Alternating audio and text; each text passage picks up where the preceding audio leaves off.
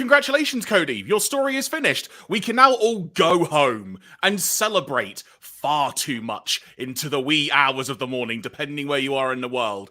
But folks, arguably one of the greatest WrestleMania weekends of all time has been and gone. It's built up to it. We've gone past it, and now we are here to sort of, I'll say, dissect various elements of it, because there's a lot to discuss. Welcome to BunkaMania Wrestling. I am the giraffe, me, Jeremy Graves. That alongside me is, of course, Matty Boo. And we will be discussing various weekend activities relating to WrestleMania XL. Nights 1 and 2. We are recording this live on Twitch. You can also catch it live on YouTube as well if you feel so inclined. So if there's some random technical bits and bobs going on, that is why. But if you're listening in the audio-only realm after the fact, do make sure you keep an eye out for us on Twitch and the like, so you can catch us live as we go. And we've also got some people in our Twitch chat already. We have got Harriet Manga Girl, we have got Stitcher, and Sean Michael Dunn, very aptly saying, WrestleMania is WrestleMania. And I suppose that is a perfect place to start. So, Matty, so that I'm just not talking forever, I'm going to throw this just over to you immediately with a bit of a big question, arguably. And let's test ourselves if we can do this in 2 sentences max. General, quick, overall thoughts on WrestleMania weekend for WWE. Two word thoughts. Okay. 2 sentence thoughts. Oh, 2 sentence thoughts. 2 words. That's a bit harsh of me. Okay. Well, I mean, I can safely say, fantastic mid card. Thank God he finished that story. That's literally all I'm saying. The fear was there, Jeremy. The fear was there. It's interesting, actually, because you just said 2 words, it suddenly made me think, could I describe this Mania weekend in 2 words? And I think I've got it. And it's because we kept hearing one of the 2 words I'm going to say a lot, but I actually think era-defining would be one way of describing this WrestleMania weekend. I thought you were going to say it's cold. Yeah, we may touch on that because the weather meteorologist Michael Cole certainly had his work cut out from his weekend.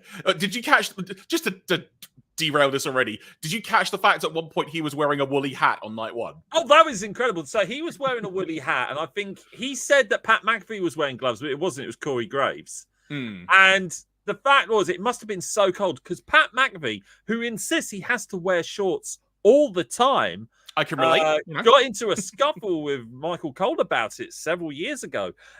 Was wearing trousers, but bless their cotton socks. Bless their cotton socks. So we did the maths, and what they were going on about all through Saturday was like typical spring weather for us. It was like 10 degrees, basically. It was like, no, yeah, somewhere between 8 and 10 degrees. I went, oh, you poor Celsius. Sensitive souls. Yeah. Now, it's interesting, though, because, and we might sort of come back to this discussion a bit later of like some just general randomness relating to the 2 nights of WrestleMania, but having been to an American football stadium to watch a WrestleMania, it does get deceptively cold. I went to one in New York, and I knew ahead of time, I'm going to bring a hoodie with me just in case. And as soon as that night hits and you get a little bit of a wind chill and you're in the upper deck, yep, it gets a little bit chilly, if you will. It was chilly in Philly, though, on night 1 of WrestleMania, which was main evented by the ridiculous tag team match of Cody Rhodes and Seth Rollins against The Rock and Roman Reigns. So the way we're going to do this, folks, because you can tell we're about to talk about that, is we're effectively going to focus on what I'm going to call the main story of the weekend. Then we're going to work our way around other bits and bobs. So we're beginning with this specifically. This night 1 tag match, I'm going to be honest, Matty, I thought it was a bit guff. I'm so glad you said that. I'm so glad you were brave enough to say it. It was a match. Long. It was long. It's a very long angle because that's what this was. It was an angle. It was literally... Somebody said that this was the... If we were going to talk about the whole Cody thing as a trilogy, so the problem is, someone used the Star Wars analogy. but the problem is it's an analogy which meant you had to go through The Empire Strikes Back twice, which isn't a bad thing. It's a good film. But you had to have the high before you had the dark, and then you have to pick me up again with Return of the Jedi, one of the best Muppets movies around. But yeah, so everyone was going on about how Cody needed the adversity, and when you pile on the adversity, Cody needs more adversity. That's exactly what this was. This was to give you. We've had too many WrestleManias where you've had a high moment. And then, obviously, the night twos then failed to deliver on that. Because, obviously, we had the high of last year of, I think it was Kevin Owens and Sami Zayn winning the Undisputed Tag title. Correct. And then, of course, everyone riding off that high. And then, of course, we had the crashing low the night two after that. What this did was the absolute reverse of that. I could totally it totally telecasted to me that Cody was going to win, and this is where my entire thought of night two just sat through the whole time. It was telecasted to heck that Cody was going to win this because we needed someone to represent the new era, which Shawn Michael Dunn on the Twitch chat has said people are starting calling PLE's the Paul Levesque era, which I'm totally down for. They totally overemphasized this on night two, and especially in the Hall of Fame speeches as well, by saying we need to keep our eyes on Paul Levesque because this is the man who's going to bring us into our bold new era, a year of excitement. And I kind of agree with that. Not necessarily pile it all on Paul Levesque, but most certainly with the political go-to-ing and throwing, and the really interesting creativity which has come about because of that. Very true. Nothing was more said and like rubber stamped than what we got with this weekend. Having said that, I will agree with you about that tag match. In retrospect, it wasn't really a match. It was another angle to sail us into the main event of night two. I think that the main thing about it as well is I know I just said it was guff, and the final few minutes was great fun. Like there was a moment, like when The Rock got speared and he sold it like he had not done wrestling for a decade, which is fundamentally true. It was amazing. But the match could have been like 15, 20 minutes, but I guess there was a mentality of it's got to go a little bit long. But that aside, the key detail is that ultimately The Rock pinned Cody after hitting the rock bottom and then the people's elbow. So one might assume, come back to that in the future, as it were. Like, put a pin in that conversation, as it were. Well, they need to write Roman out first, which I feel this is what's going to happen tonight or SmackDown time. Quite possibly. So we had that to end night one, and there was kind of a mixed feeling in the air just watching it on TV live, because you could tell the crowd were into it, but given how much they had mentioned it had been cold there, you just kind of got that feeling of people were like, not being funny, can we just get this match done? Also, poor Cody Rhodes, he came out first in the entrances. He had to wait 20 minutes before the match started.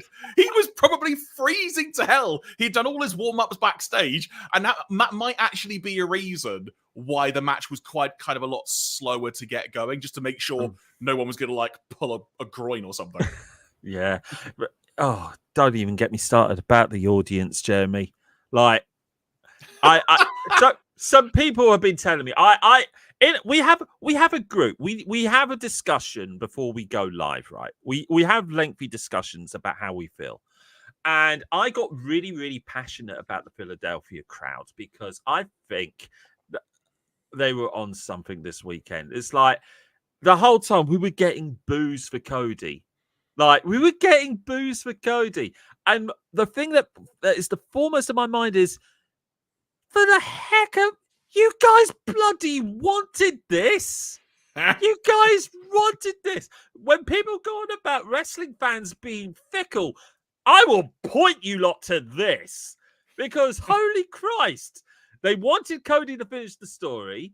They got The Rock. They booed the heck out of The Rock because they wanted Cody. They got Cody. Then they boo Cody. So we might come back to that as another point of discussion, but I think an interesting element to consider as well is that this was a very global crowd at WrestleMania. For example, like, not to jump ahead, we'll come back to the match proper, but in the Bayley Iyo Sky match, you knew there were a load of Brits there because we got that Bayley chant for like 10 minutes straight. Literally. One downside to that, she didn't play to it. Not once. She did not play to that one iota. Not even, an acknowledgement of, do you know what? Just for tonight, I'll be your girl and tie her hair up to one side. That would have been amazing. That would have been amazing. Come on, Bayley. What are we doing here? Because of all the weather, though, they probably couldn't have the wacky wavy inflatable tube guys because they might blow away. Oh, I don't really mind the wacky. They can stay away, but just for once, just as a little acknowledgement, do you know what? Yeah, I'll be your girl. Just that. So if the Night 1 tag match, to use a Marvel MCU analogy now, if that was Infinity War, Night 2's main event was freaking Endgame. Because this main event match was so damn good. I think I loved pretty much every minute of it. I did not expect it to be played out like a regular match right from the get-go for a while. And I loved that dichotomy because the whole emphasis of bloodline rules. And there was that feeling of, is Roman actually going to just try go out there and prove himself? But it's always in the back of your mind of who's going to be the first one to jump in and help.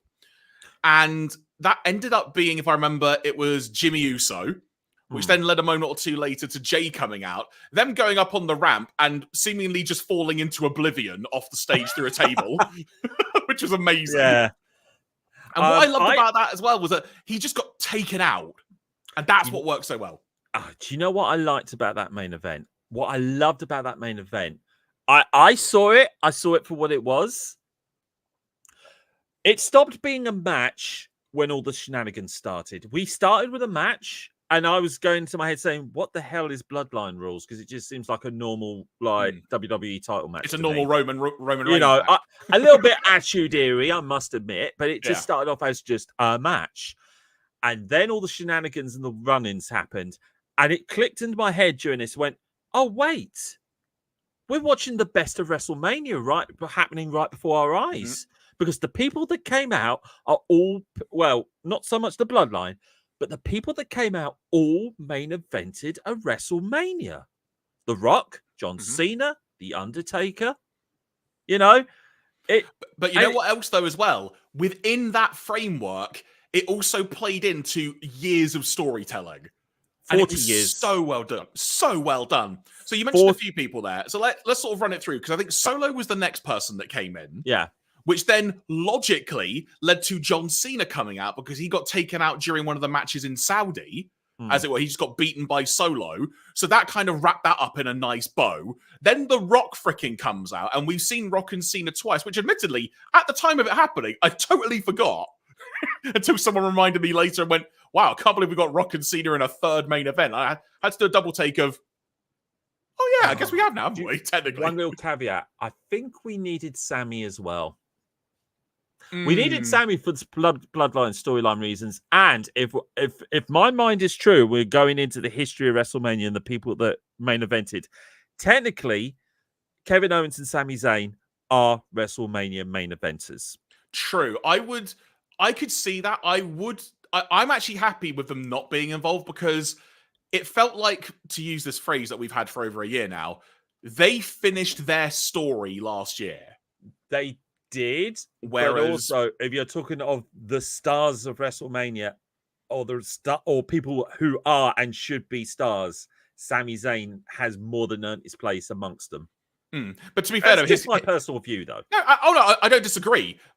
Maybe he just went, look, not being funny or anything, Cody. I had to face Gunther last night. Can you just do this? And yet, he would. Exactly, right? Exactly. So we got The Rock coming out to face John Cena. We got a moment involving that. This then led to the freaking Undertaker's dong going off. I'm just going mental at this point. And this is literally the final part of Avengers Endgame. It's just everyone's coming together. And it was a wonderful legacy moment because I thought, oh my God, they're going to manage to extend this match by another 10 minutes. I can't believe it, just with the Undertaker's entrance. No. And then he just appeared, did a choke slam, arrived and left. It was amazing. But the part I actually really enjoyed about that as well is the lights went out. He was there behind The Rock. We got that wonderful stare down. Then the choke slam. The lights go out. and no one is in the ring except for Roman and Cody. And it almost felt like a little reset button. Just a magical moment. But then the other wrinkle in all of this was we suddenly heard the Shield music play. Which... That one was a little odd, though. Do you know what I was expecting? Even though I thought, no. Yeah, I think everyone for a brief second probably went, surely, no, there's no chance. No, that's literally, I literally thought, wait a minute. I was expecting Seth at some point. With it being the Shield, I was expecting Mox there. And I thought, how? Considering the way relations are right now, how? Has his contract gone into weirdness like it did before? I don't know. But it felt weird. I thought we were past the Shield with Seth, but there he is in his Shield outfit with a chair. Yeah, and this was like the greatest callback of everything in this match as well, because the entire reason the Shield broke up was because of a chair and Seth Rollins. And we've had that retold and regurgitated in different permutations before. But the fact that Roman basically had Cody beat and he chose to whack Seth in the back with a chair in pretty much the same position he was in a decade earlier, it's just like, chef's kiss, full-blown storytelling. Good. It was great. And the fact that it was so quick, it's just so quick. It was literal callback and payback to what went down before, even though the roles were very much reversed. It was absolute chef's kiss, as you say. Loved that. And then we ultimately got the triple crossroads, and then we got 1, 2, and then there was just that almost, in my brain, a time stood still moment of what's going to happen. And then you saw the ref's hand hit 3, and there's just that moment of, oh my God. Even though I felt that it was a foregone conclusion, I bit. I bit, and I loved it. I absolutely loved it. This, for me, do you know what I'm going to say? I don't actually, but go on. I'm literally... Sorry. I love you, Jeremy. I really do. Right. I'm going to eat some humble pie.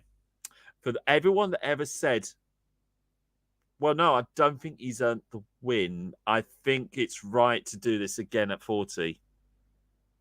Even though I called them idiots, having seen the way this is now played out, they're right. Oh, yeah, 100%. This whole extra year added on. And I've still got problems with the Bloodline storyline between then and now. I really do. But this felt like it was more of an earned win for Cody than it did last year. And I still think I still reckon he should have won the belt last year. But oh my God, this feels so much sweeter now. So good. And then we got so much of like a post-match celebration. The bunch of the roster coming out. When's the last time the freaking roster came out to celebrate with someone winning the belt? I can't think, but the immediate one that came to mind for me was like Bret Hart at the end of WrestleMania 10, but I know they've done it since then. I'm sure they have. They've mostly done Mick Foley, Mankind. There you go. They did it in 90. Yeah, they did it for 99 on that Raw. But that was mostly Degeneration X, who were there in the sidelines helping out anyway. They mostly do this now for people who retire. Fair. We've had them before, but very rarely during a win. They might have had people. I think we had a celebration when Daniel Bryan won the Intercontinental title shortly before his first retirement. They had all the previous Intercontinental winners at WrestleManias turn up and celebrate with him. But that was more of a callback to Legends than anything else. But no, this felt big time. 100%. And it was like we both just basically have said, this was, I think, pretty much perfect. The way this main event unfolded. I don't think you could have asked for this to go any other way, with the exception of maybe one tiny thing, which perhaps would make more logical sense. But the way it actually unfolded on the night, I think it was perfect. And for anyone wondering what I'm referring to, replace Undertaker with Stone Cold Steve Austin. That would probably be the only thing I could think of. I think they tried. I think they did come to him, and he was too busy. He was too busy taking care of his cat. Yeah, I mean, his cat is life. Which, and I'm there for it. I'm a cat guy. I fully endorse that. I'm there for it. I love that he now, after years of going on about his dog Moolah, the fact that he's moved on to cats and being a cat person now is spectacular. Love his Instagram, really do, especially when he takes a cold dip. I think they tried, and as much as it would have been incredible to have that one moment of Stone Cold turning up and giving him a stunner one more time, possibly one last time. It made sense that if he couldn't do it, it would have been The Undertaker, because they were all part of that massive era. Yeah, from a legacy point of view, it makes complete sense. And speaking of legacy, as it were, because there are many directions we could go in now, and I'm probably just butchering my own segue by now just derailing it. But in terms of legacy of where this era is going to go, there were a lot of era-defining elements across these two nights. So we're going to sort of touch on a few different elements in sort of chunks, if you will, for want of a better phrasing. So next up, what I want to talk about is the two women's title matches, because both of these were excellent. So damn good. Also, Becky having had strep throat, which I think in UK terminology is tonsillitis, if I remember correctly, or something similar akin to that. More or less, yeah. Yeah, so not fun. Being someone who has had that pretty regularly over the years, absolutely not fun. But Rhea and Becky was awesome. Such a great opener to the WrestleMania festivities in general. Motionless in white, playing out Rhea Ripley, which I thought was really, really good. I just wish they'd have fixed the guy's microphone, whose name escapes me, because it kept cutting out at times. Yeah. My last next door had exactly the same thing last week. So it's not fun, and to wrestle with that is to wrestle with that props to her. But then I think it had to happen. It absolutely had to happen. But they also through this match, through Becky Lynch, in a weird way, it's kind of an acknowledgement of Rhea Ripley as a performer. It didn't quite feel like a handing of the torch, because I still think Becky very much is a person that can carry on, but Rhea right now is so on fire. On fire. She is literally the queen, quite frankly. It was absolutely the right call for her to retain that title. As much as people want to see titles change hands, this was 100% the right call. I'm actually not adverse to Rhea holding that title until next WrestleMania. But with the caveat to that, they need to give her more believable opponents. And I think they're brewing up a good slew of them right now. So for her to get into a program with. That's going to be the key detail, is who is going to be next for Rhea, because she's just run roughshod over pretty much an entire division. So there are definitely some people coming up from NXT who could be logical assumptions. You've got, for example, the damage control element, quite frankly. You've got 3 or 4 people in there who are more than capable of being involved in that picture with Rhea specifically. Down the line, Jeremy. Julia. Exactly right. Frickin' Julia. Oh, can't wait. And not just to sort of gloss over that match in particular, but like I said, I want to talk about both of the women's title matches in sort of one section, if you will. Then we've got Iyo and Bayley, which, being the semi-main of night 2, this match was freaking excellent as well. Loved it so much. Bayley's got a whole new, I don't want to say, I think the word to use is vibe. Kind of almost like a Cleopatra-esque essence in a way, which I really, really loved. I didn't buy into it as much as you did. I think that was literally just a WrestleMania entrance rather than this is my persona now. But this match, considering where it was placed on the card, was way too good than it had any right to be. The pair of them put on a hell of a shift. Considering the fact that as well that any or all build for this match, very much like the Usos, was just swallowed up in the Cody Nexus. Especially considering they didn't really acknowledge Bayley as a Royal Rumble winner until fairly recently as well, because she was the women's Royal Rumble winner. And try being me and saying something like that. Wow, I managed that. By the way, I have a speech impediment, which means R's and W's are bloody horrible when I say it all together. And I'll give myself a little clap for that. I mean, Matty, I'll give you honest, you could have fooled me. Literally, honestly. But yes, I will totally butcher it later now. But yeah, no, I was absorbed. I'll be honest with you. I purposely kept that match aside as, okay, well, I can put this on in the background while I get on to work. No, I was absorbed. I locked I hope nobody from work's watching this. I locked myself into my office to watch this because I got absorbed so much into it. And of course, Cody and Roman followed that. But yeah, incredible. Like I said, I think we definitely talked about my main thought about what Bayley should have done leaning into the crowds at this point. There was none of that really happening, but what they put on in the match itself was great. There's a reason why these two are on the top of their game. They've got such good chemistry in the ring. So good. Also, you mentioned something which we've not actually touched on, and we might have to do a bit of fact checking as well or something to see if this has actually happened in recent years. I'm just drawing a blank. But the two winners of the Royal Rumble were the final two matches at WrestleMania weekend. I think so. I think they've always separated them out by having one night and one on the other night, or at the very least, having one in the middle and then having one at the end. But in this instance, they were literally the closing couple of hours of WrestleMania. Yeah, absolutely. We do need to do a bit of fact checking on that one, but yeah. The fact that like one had more emphasis over the other one, I think it was fair where they positioned this match, which is why I say that the match itself was way more fun than it had any right to be. But again, to risk myself going into a constant circle, they absolutely hit it off the park. 100%. So yeah, I'll tell you why I think that our whole idea of what structure on premium live events has changed, because usually we would say, well, this is just the little heater now until the main event. It's kind of not, because now we have the advert breaks for that. So we have a natural breathing space between matches.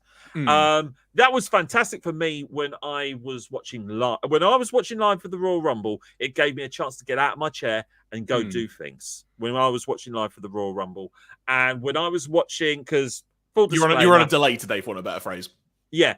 So full disclaimer, Jeremy, Harriet, and Ian. The reason why Harriet and Ian aren't here is because they went to a watch party together both nights. They're both shattered, bless them. Fantastic that Harriet is in the chat right now. She's a nutter trooper. But the reason why Ian and Harriet aren't here is because they were absolute troopers and they were up the whole night. And I believe that got kept up all of Sunday morning because the hotel they stayed at had a faulty fire alarm. So they kept up the whole day. So when I say they were troopers, they were troopers.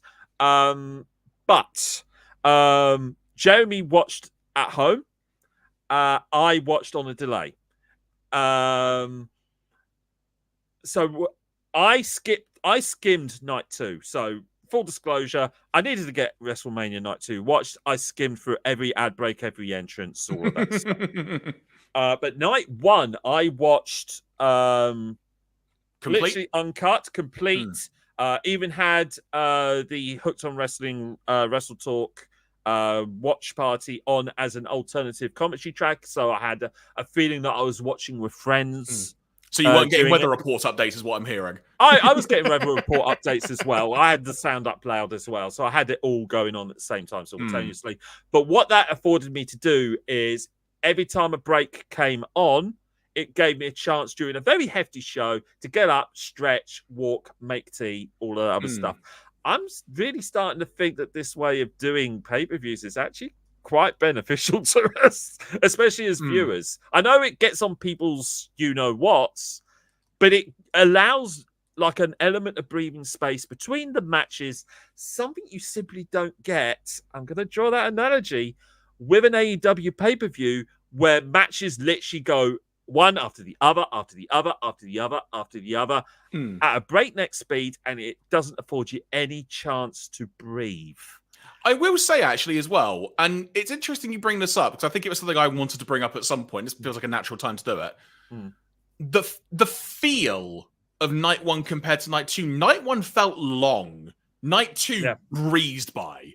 Oh, absolutely. We were talking about this before we even streamed. Between the packages for Cody Roman to the very end when we had the celebration, that was over an hour. It was about an hour and 5 minutes, I believe. Jeremy made a valid point. If you take all of that away, the match itself was 35 minutes. And I thought we were just going to have a lengthy package, but no, we just had that very long Cody celebration, which, to be fair, if we're going into a bold new era, thoroughly deserved. Thoroughly deserved. Let's just breathe it in with him. 100%. So there were lots of other matches that occurred, and I think the next logical one to go to, because it did sort of play off, well, in hindsight, it heavily played off the main event of night one, and that is Drew versus Seth. For whichever belt it was, the World Heavyweight title. I lose track of what they're all called at this point, to be quite frank. But that match occurred.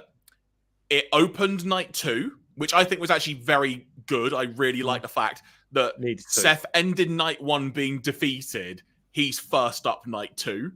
To me, from a storyline point of view, that just had a nice little touch to it. So this match was pretty hard-hitting. If you've seen the pictures doing the rounds or even at the end of the show, what Seth's eye looked like, the Glasgow Kiss headbutt is a mighty kiss. It's a legitimate headbutt. Yeah. He did not look like he was a happy camper. But the crucial detail is Drew's game plan in story was absolutely excellent. He kept taking it to Seth, ultimately getting the win. Ultimately, also during the match, sending a tweet on his wife's phone, which was very amusing, which I think he literally wrote, "I'm bored at work, lol." His sass game is strong. I love him for that. So good. But he got the win, and he made the ref present him with the title. He got to have the moment that was robbed from him in 2020, and they really played it up that the ref slowly put it in his hands, and the moment Drew's hands touched the belt, the crowd just cheered. It was so good. So good. But, excuse me, pardon me, the other big element in the room, if you will, or in the building, the stadium, was the commentary. Because CM Punk was on commentary, had some cracking one-liners, including at one point saying that Drew was Irish, which I'm sure he'll really appreciate in the long run. CM Punk did say a few things through all of that. Obviously, he doesn't know that Drew is married at one point, where he goes, "Oh, let's see, he's just going to that young lady." Not like, but that's his wife. He literally was sat next to her at night one watching the pay-per-view. Do you not watch your own product, CM Punk? Do you not? You know what you know. It's fine. But the reason I bring this up is because after the match, Drew had his moment. He had a moment with the family, as it were, had a good celebration. He soaked in all the adulation of the crowd. Then he looked at CM Punk. And he went over to the commentary table. And he was jaw-jacking with Punk for a while. This ultimately led to Punk basically just blindsiding Drew, hitting a couple of moves and whatnot. And then suddenly some music hit, and running down the aisle is Damian Priest with the Money in the Bank briefcase. He immediately just shouts at ringside, "I'm cashing this in right now." Gets rolled in the ring, hits a move or two, I think it was, and then pins Drew McIntyre to win the title. And Drew had the belt for about 5 minutes, I think people have calculated. I think this whole thing was so that Drew finally had his moment, and I think he's fine with that as well. Ain't no way Damian Priest is keeping that title. There is no way. I don't think he is. It's going to be a... Go on. I was going to say, let's just say there's an event called Clash at the Castle in Glasgow in the summertime. Oh, man. Yeah. So, I don't honestly know, apart from Gunther, who else could possibly challenge for the World Heavyweight Championship? Can I give you a name? They're mostly all heels, Jeremy. Can I give you a name which I think would make total sense? If anything, I'll throw out another curveball. Maybe this is the reason Damian Priest ultimately loses the belt if the main event at Clash of the Castle is Damian v. Drew. 2 words, and it's one name. Bad Bunny. Oh, Jeremy! Oh, God. Oh. It makes sense. It makes sense. Are they going back to Rio de Janeiro at some point? I don't know. Was it there or was it Puerto Rico? I can't remember. It was no, it was Puerto Rico. But so I'll leave that little sprinkling of salt there, just in the ether. God damn you, Sheriff. But either way, though, Damian Priest is the new World Heavyweight Champion. He's celebrated with the Judgment Day on the ramp, and then, as one of my mates called it on a text to me earlier today, he went, "Man, the casuals really got into Damian Priest because they didn't know his name, so they got trending on Twitter. Bisexual Undertaker." I don't know what to make with this information, Jeremy. I know, right? But either way, though, Damian Priest is your champion. I'm so damn happy. I think he's going to be a great champion. The Judgment Day have now got they had so much gold, but now they basically got 2 world champions. I'm still reeling from bisexual Undertaker, Jeremy. I'm not joking either. Literally, that was a thing that was trending. I think it's still trending now if you look. So, oh man, I haven't been looking. Now I'm going to be looking because now I'm really interested. You're not wrong, but also the visual at some point of both him and Rhea holding up their respective World Heavyweight Championships, because I'm calling that the Women's World Heavyweight Championship. They can drop the heavyweight out of there all they want. It's still a heavyweight title. It's a big gold for women, which I approve. That is a striking image because their whole thing is that as much as it's all been about Mammy and Dom, us smart marks have always known that it's really always been about sorry, I'm still reading from Bisexual Undertaker. Punishment Martinez, sorry. Oh, sorry, Damian Priest and Rhea. Because that whole thing, even before they were members of Judgment Day, it was always like, these two are BFFs. Like, I'm so happy for the pair of them both having a belt. He's still not keeping that title, Jeremy. There's no way he's keeping that. I'm sorry. But also, I just realised as well, I really hope Gunther does start challenging for the heavyweight title because we got Clash at the Castle, but we've also got the Berlin show. Bash at Berlin, I think it is. How close together are they? It's the weekend after All In. Oh, you're joking. It's either the weekend before or after. It's literally a week apart. Shall we say that Drew has that title by Scotland, by the time Scotland comes around, ready for him to then fight Gunther by Berlin? 2 months. 2-month build. Maybe. But actually, you know what? That's actually a logical segue. Now, also, I don't know if you saw that comment I put up on the screen that Sean wrote. So, Punish me, Martinez. Oh, don't even go that. No.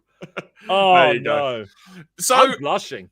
So that's the next logical segue based on what you said was let's talk about the Intercontinental title. In fact, Decker Dane himself has said the week after All In. So confirmed. There we go. There we go. So let's segue now because you mentioned Gunther. Let's talk about the match of between Becky and Rhea and that being Gunther and Sami Zayn, match of night 1 for sure because very big contender for match of the weekend because this match. Speaking as someone who's a long-time indie wrestling fan, who watched so much El Generico, was only really began seeing Walter wrestle circa 2015 or so. This was basically, what if these two had an independent wrestling / PWG style match at WrestleMania? The emotion involved. It felt like I was watching El Generico again. It was so good. And the moment, the biggest crescendo of all was when Sami decided, after seeing Gunther on the top rope, he had an idea. And he climbed up. And you get some big reactions for various things at WrestleMania. But this was a reaction of, wait, no, surely not. Because he's never done it in WWE, I believe. and that being his top rope brainbuster. And when Michael Cole, of all freaking people, just shouted, "Brainbuster!" I lost my mind. That was such a good visual.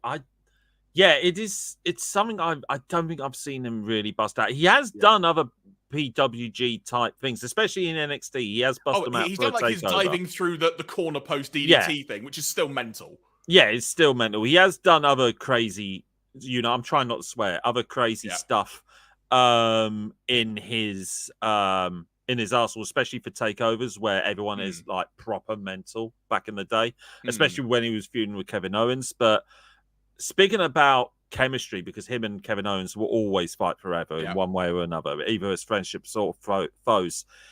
You've also got to give Gunther his flowers here, because I think we watched a proper giant versus underdog story here. And so much so. The pair of them together were just magical. Absolutely magical. I want to see another match between these two, another big time match. But at the same time, I don't think it should be for the Intercontinental title. I think Gunther is more than ready to move away from the mid card now. He is like, if he is not elevated, something's wrong. Like this was the equivalent of just like the changing of the guard for the Intercontinental title division as a whole. And I know some people have argued that Sami is beyond the IC title. I disagree. That, as much as people say that the World Heavyweight Championship is the workman's title, the Intercontinental title was there long before that.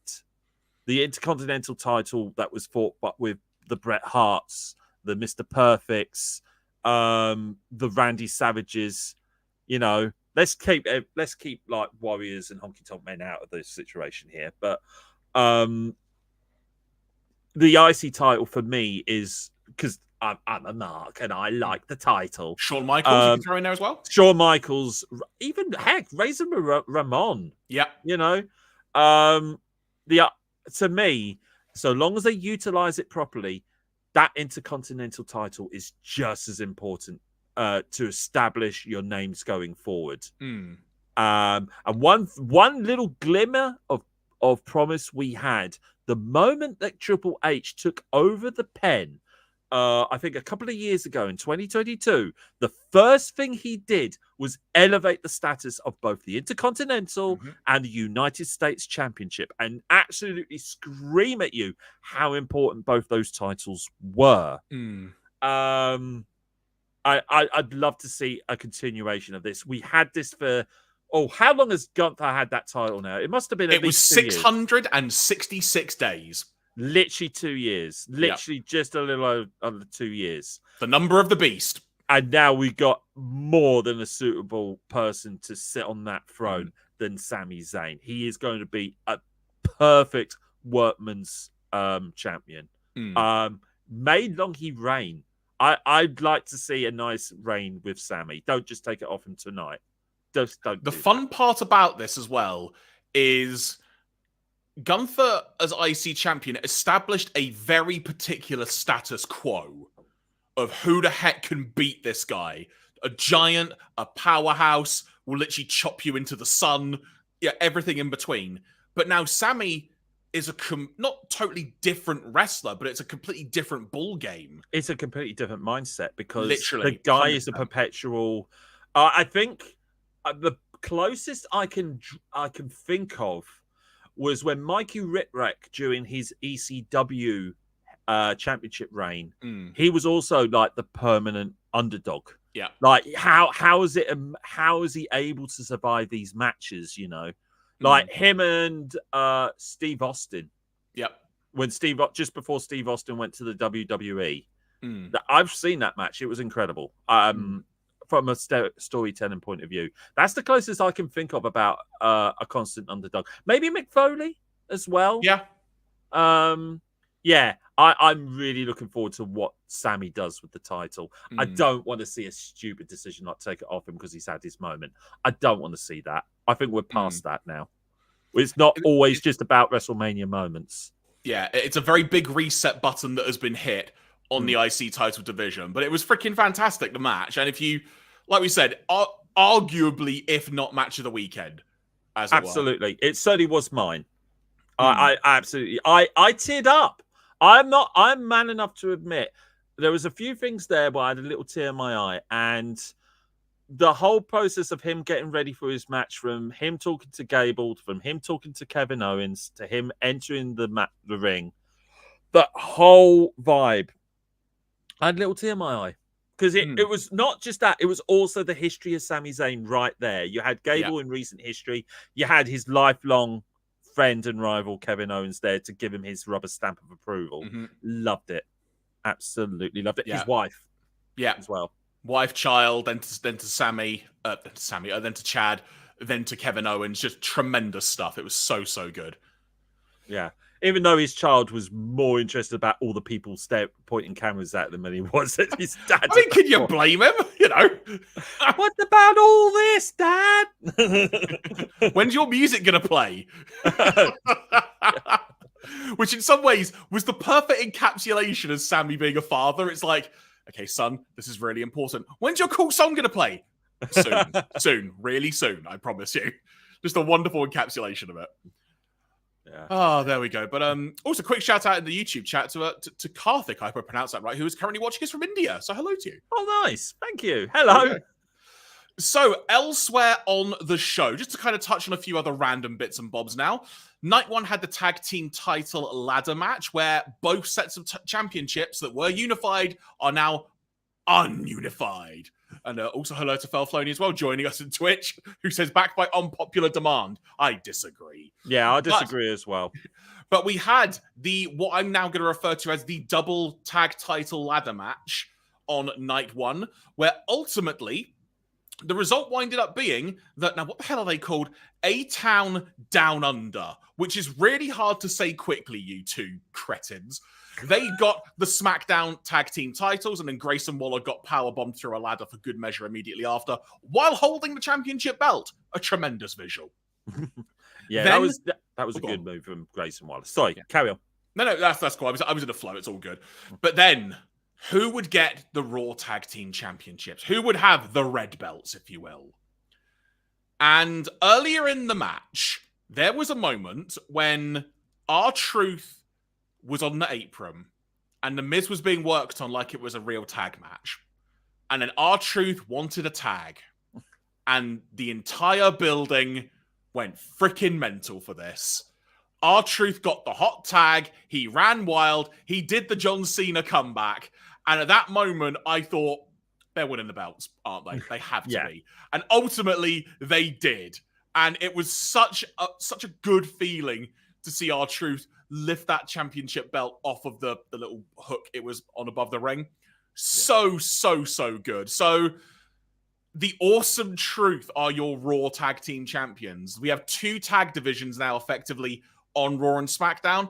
Personally speaking, I'm still not a massive fan of the belts being split. I could see ways to very easily work around that. But that being said, if you were going to have 2 teams in that match, the dynamics of what each team can bring to the table to make the tag division on each show be varied, I think works really well.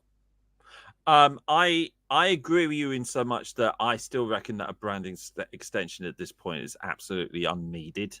Having said that, if we are going to go down the route next year of you're going to have the representation on terrestrial television or cable television. I don't know what the equivalent is for America with SmackDown, SmackDown/NXT. And then you've got everything else that is Raw on Netflix. You're going to need to have the whole brand there. Because at the moment, when that happens, unfortunately, SmackDown is pretty much going to be an island in on itself. Whereas everything else is all about the Netflix. So I can kind of see why you would need a tag championship for that and a tag championship for the other. One exciting bit of news we need to draft up from NXT, which I absolutely agree with. They're bringing out a women's mid-card title. They're bringing out a women's North American championship. I would love to see a women's Intercontinental Championship. I don't care what they say. The TBS title is a mid-card title in AEW, and this is something that they're utilizing pretty damn well, even though they're saying it's just another title that goes alongside the World Championship. It's not. It's a mid-card title. I'd love, because there's a literal gluttony of women there that will probably never be able to get to, or at least get a foothold to get into women's world title picture, whereas a mid-card title for the women would be great, especially if they make that as well the workwoman's title, like the IC title is the workman's title. This is a good step forward in that. So I approve of this. I know people go on about there's too many belts. I get that. I totally get that. I'm with you guys. But I also believe that things that make enhancements in your wrestling, and a women's mid-card is very strongly needed. So yeah, especially with how strong of a game WWE's women's division as a whole across each brand is. Absolutely. Could you imagine Shayna Baszler, women's intercontinental champion? Fantastic. Do it. More belts, says Sean. More belts. Yeah. I mean, I'll admit I am at two minds about this. We don't need two brands, but I get it politically for next year. In my mind, there should never be a brand extension now. You've literally got two other people you're fighting against. You don't need to fight amongst yourselves. Well, talking about two other people you got to fight against, that's what Logan Paul had to do in the US title match, where he defended it in a three-way against Randy Orton and Kevin Owens. Now, I really enjoyed this match. I thought it was great fun. Logan Paul can jump far too high from the top rope.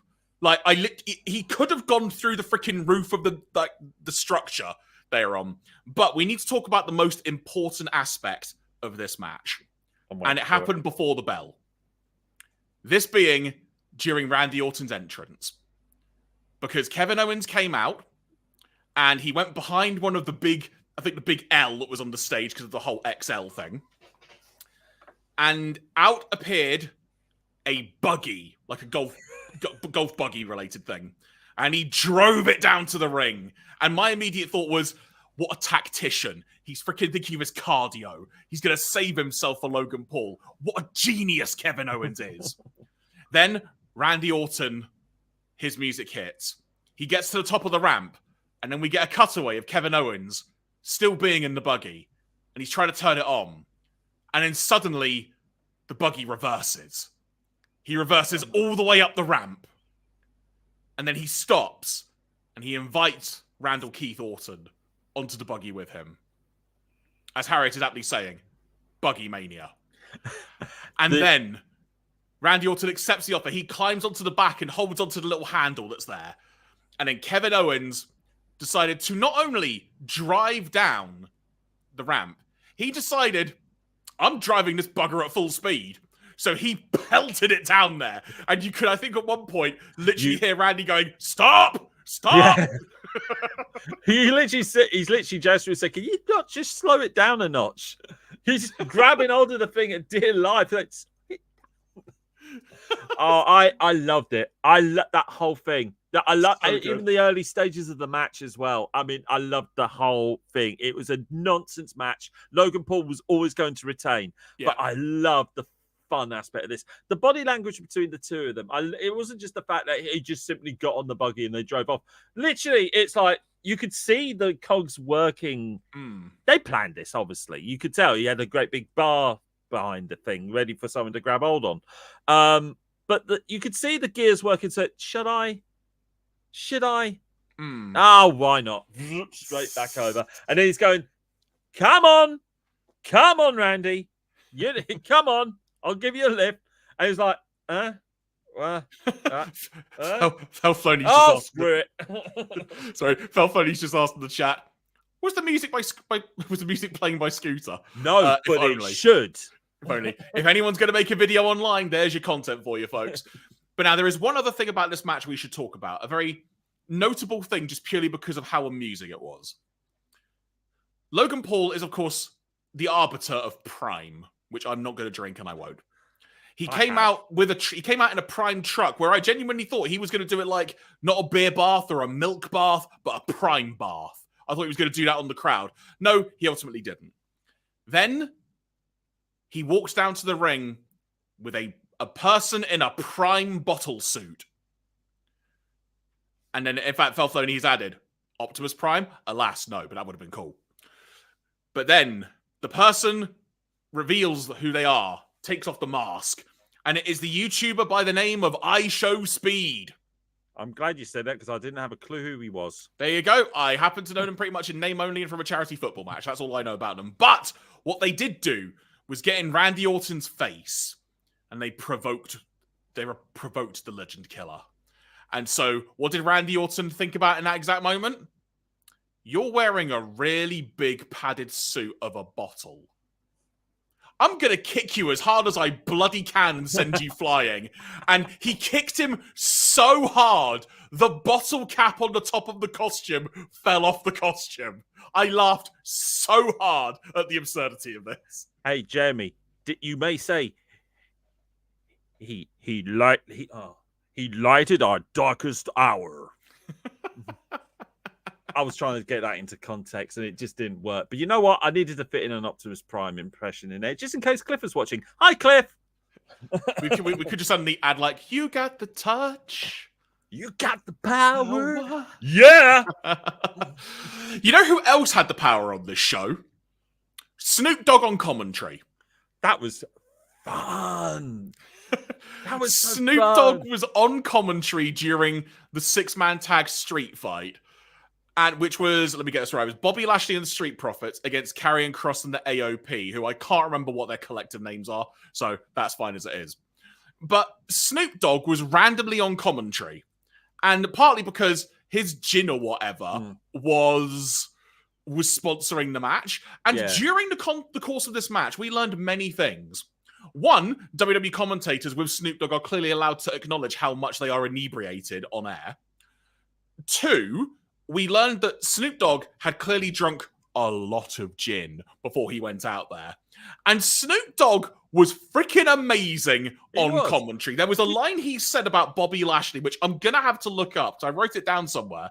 I can't remember where I put it. But he described what Bobby Lashley does. And I literally thought that is an incredible piece of dialogue you've just said. The match itself, by the way, actually very good fun. It was a short party match. Randomly, Bubba Ray Dudley was the referee. I say randomly because, you know, Philadelphia. That said, I did get a text from a friend who thought it was someone else who's kind of been cancelled a little bit.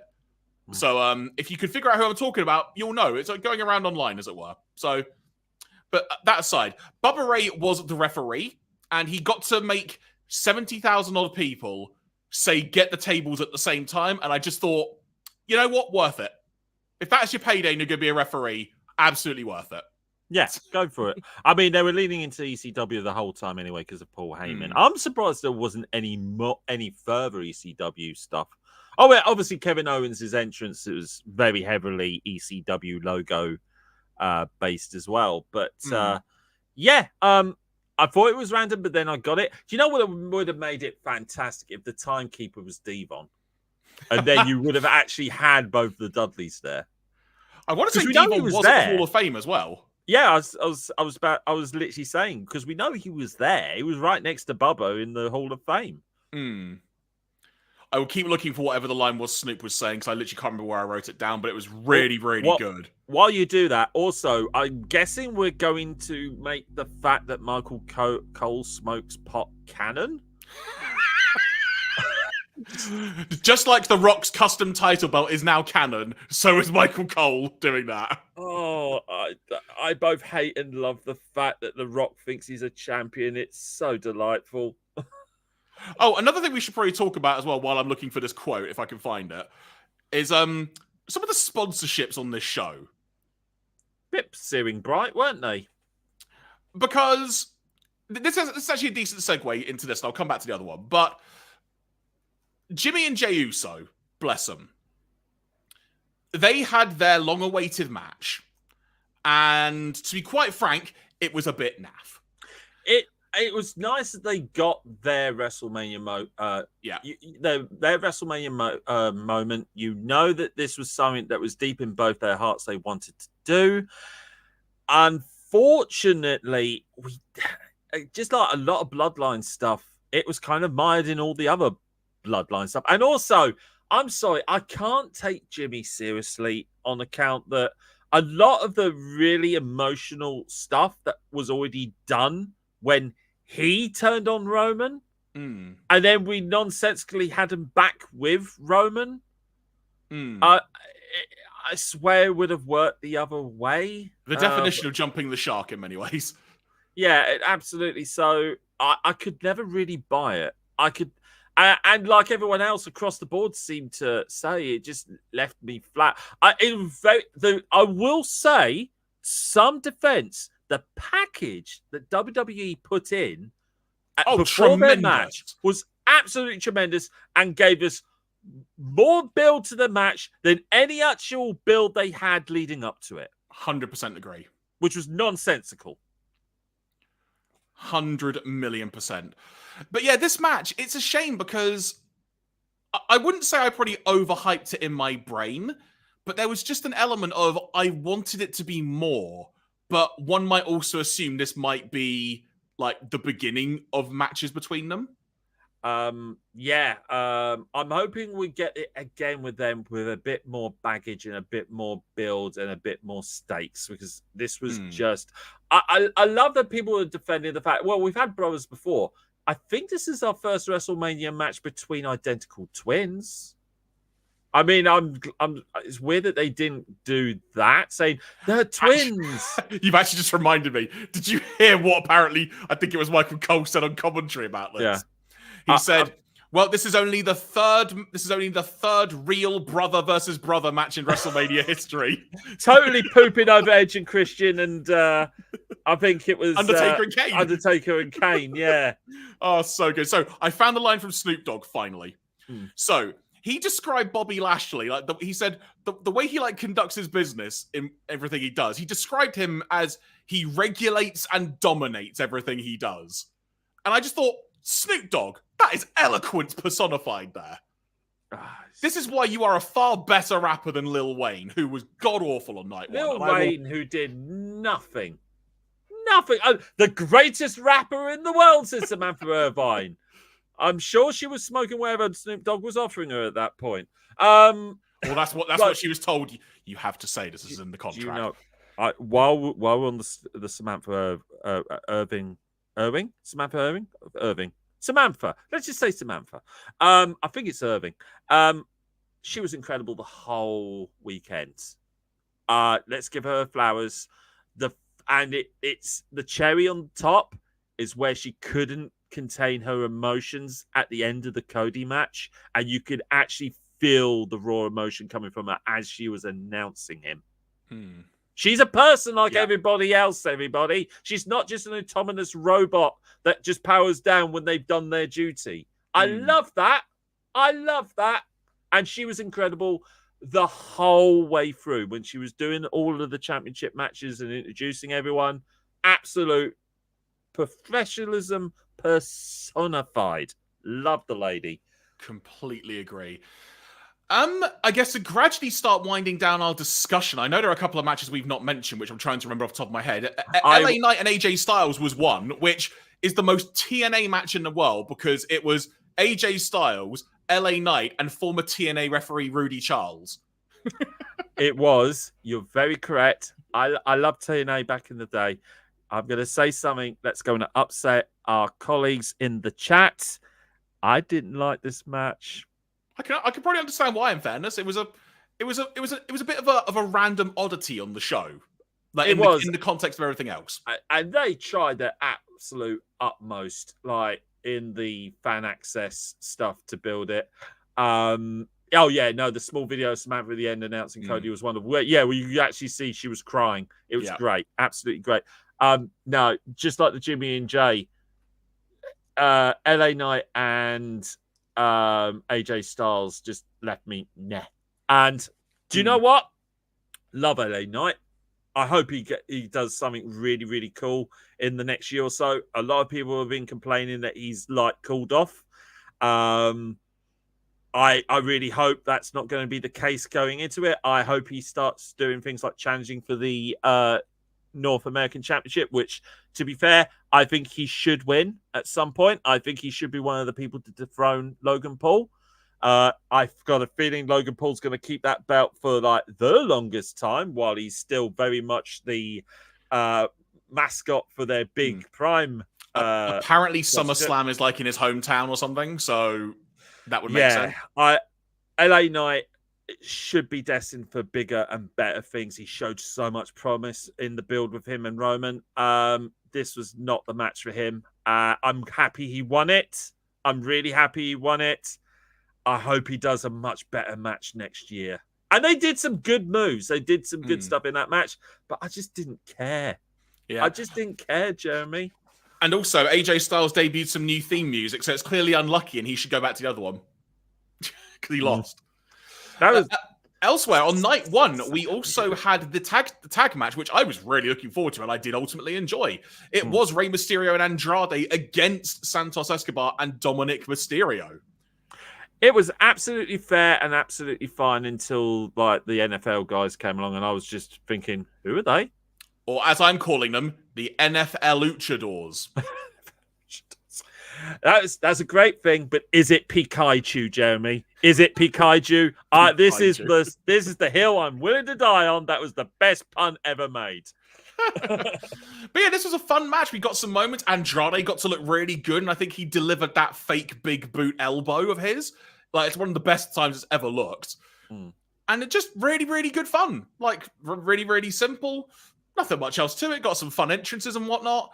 And also just cool to see Andrade being added on WrestleMania, quite frankly. Yes, absolutely. I was gutted for Dragon Lee, admittedly, because I really wanted to see Dragon Lee on WrestleMania. Should have been faction versus faction, not a LinkedIn tag match, Jeremy. Should have been. But I think that is all the matches on WrestleMania, I think. Do let us know in the chat if we've forgotten anyone in particular, or any match in particular, I should say. But I think that covers just about everything. I think. I'm sure. But either way, though, to sort of gradually bring some discussion to a close, we might pivot elsewhere, potentially. This two-night WrestleMania was phenomenal. And I describe Night 2 in particular as feeling like the equivalent of Avengers Endgame, because hypothetically speaking, this is an interesting question I want to kind of put out there and just a thought.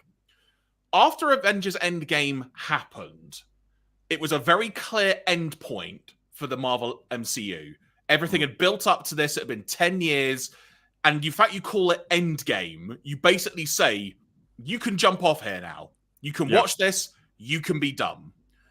In many ways, the end of Night 2 in particular felt like the equivalent of that because of all the cameos we got. Everybody coming out to celebrate.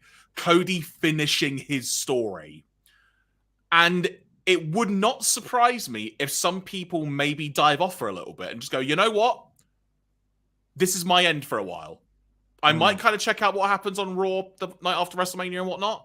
But if I stopped here for a while, I wouldn't be unhappy because I saw the end of the story.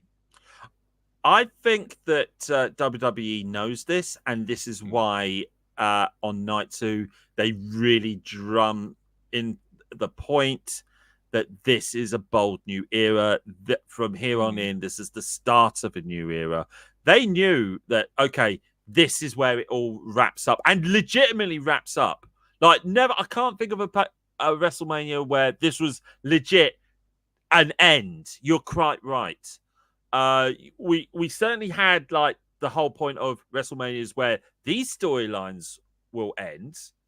But this was, as you say, this is very much the neat little bow, not only of whatever this era has been. I can't assign a title for it. But even as we go into the fact that we had the greatest hits during Roman and Cody, this was very much of, this was the WWE of old. This is your greatest hits. These are the people that main evented, helping the future steer forward in our industry. This felt like this was the end of WWE as we know it. Yeah. And I'm really, really interested to see what the TKO era, or as Sean eloquently said earlier. Oh, hang on, let me find the thing. Hang on, let me find it. Paul Levesque era. There we go. Thank you. The Paul Levesque era has in store. Small caveat. Did we really need Stephanie McMahon at the beginning? Currently, I mean, I would argue, did we need Bruce Pritchard at the end? No. No, but Cody clearly did. In a way, do you know what I'm going to say, Jeremy? Should I fear what you're going to say is what I will retort that question with. We needed a McMahon to put a rubber seal on this era. We needed somebody to come in saying, I'm really excited for what's coming. This was then. This is now. Go forth. I'm glad it isn't the person we're not going to mention. I'm glad he had no involvement in this.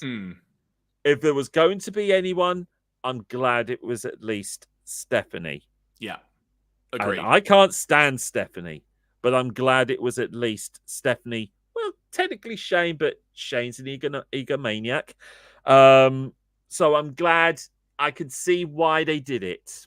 They needed somebody that endorsed the people that are now being left behind to say, "Book, off you go." As Felfloney has put in the chat, I've got on screen that quote from The Simpsons: "I heartily endorse this event and or product."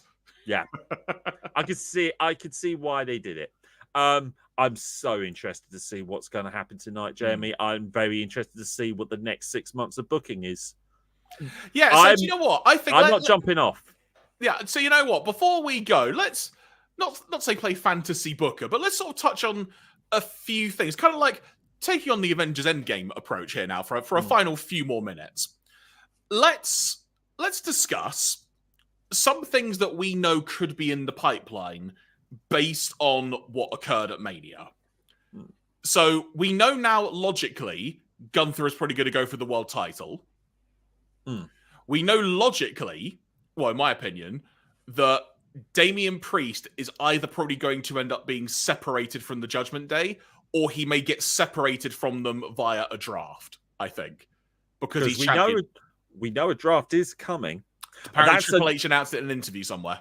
That's another interesting thing as well, because if this is the draft that tells you what the representatives of television are going to be, as opposed to the representatives of actual modern day streaming audience is going to be, that is going to be very interesting. You know, who are going to be, because we could go into it and it's a whole podcast in its own right, and I think other people have actually already done it. Who are going to be the people they leave behind as they put people in the brand that's going to sell off into the whole interesting Netflix deal? Well, to pull a few things from the chat, of which I invite you on the Twitch chat, and if you're on YouTube as well, obviously, if you want to put some things in the chat that you've got some predictions of where things might go, do let us know. And Sean has got a couple of, to start things off, if you will. First of all, Solo's time to shine now that Roman Reigns is gone. I think that's a very, very fair assumption, especially because there are rumors that, who is it that apparently is now signed with WWE? Jacob Fatu, I think. Thank you, that is the name, yeah. So got another element of the dynasty, if you will. Here is an interesting prediction, which I had not considered, but this could be great fun. Cody v. Rock at Backlash in France. If you want my prediction, if that match is going to happen, I think it'll be in Saudi. Saudi or SummerSlam. Or even WrestleMania next year, unless we really will get Rock versus Roman next year. Sorry, this caught me off guard from Felfloney in the chat. They're going to make Uno rules applicable in the ring. Oh, I'll find a way, Felf. I'll find a way. So, what were we on just that? So I think Rock and Cody I could see being a Saudi show, but like you said, SummerSlam. We know down the line we're going to get in some way, shape, or form Drew and Punk. That is more than that. If that's not happening, then everything that happened at Mania was a ridiculous swan song, quite frankly. Yeah. With everything with that. Elsewhere, we know we've got the tag titles happening. In terms of Intercontinental title, we don't know what direction Sami's going in, but I wouldn't be surprised if Chad Gable ends up going, "So I helped you train. Give me a title shot." I've got a bold prediction, Jeremy. I think both sets of those tag championships are going to change hands pretty soon. Do you think there'll be a new design? I would love there to be a new design, Jeremy. I would like for them to not be penny titles anymore. That's a dream I've had for some considerable time, Jeremy. And of course, in terms of the women's division as well, there's a load of great talent. I personally hope that Tiffany Stratton gets an opportunity at one of the women's titles. She's so incredible at such an early time already. Like, she needs to. And again, I will say again, mid-card, make it happen. I know you've messed up the tag titles. I know, but you've got such talent there. Just utilize it. So I guess on that note then, Matty, before we really properly bring this to a close, any additional thoughts regarding WrestleMania? Any random things you noticed? Any random quotes? Any stupidity you want to point out? Anything going on in the crowd that you want to draw attention to that you noticed? Anything at all? It's like any other business equivalent of WrestleMania weekend. Philadelphia crowds are stupid. I mean, no. I tell you what, no. I will defend this because people who have been saying it's just the Philadelphia crowd, it's a WrestleMania. They came from around the globe. Unless you're AJ Styles, then they came from across the globe.